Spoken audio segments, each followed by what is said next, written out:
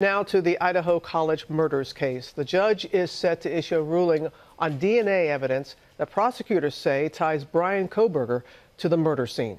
Kana Whitworth has that story for us. Good morning, Kana.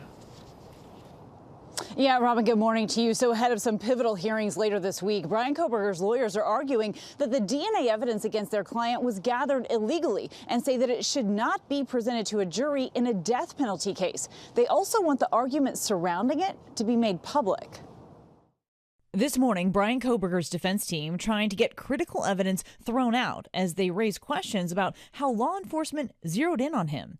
His attorneys taking aim at DNA analysis known as investigative genetic genealogy, a process that involves entering DNA profiles into public databases to find relatives and narrow the list of potential suspects. Prosecutors tying Kohberger to the quadruple murders after they say his DNA was found on a button snap of a knife sheath found at the scene. The argument for the defense as to why the DNA should be thrown out is less about the result pointing to Brian Kohberger, but more about the science. It was mid-November 2022 when prosecutors say Kohberger, a former PhD student, entered an off-campus apartment and fatally stabbed Kaylee Gonsalves, Madison Mogan, Xana Kernodle, and Ethan Chapin.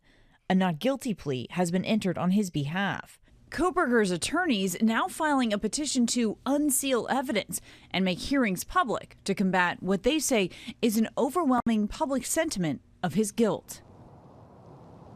Now, overnight, we did learn that much of Thursday and Friday's hearings will, in fact, be private. Parts of it will be live streamed, but we're told the courtroom will remain closed even to family. And Kaylee Gonsalves' father telling me the family spent some $5,000 to make their way to Boise for these hearings. And as he puts it, Rebecca, he'll now be forced to watch justice unfold from the courthouse steps. So many twists and turns for those families who've already been through so much. Okay, Kina, thank you.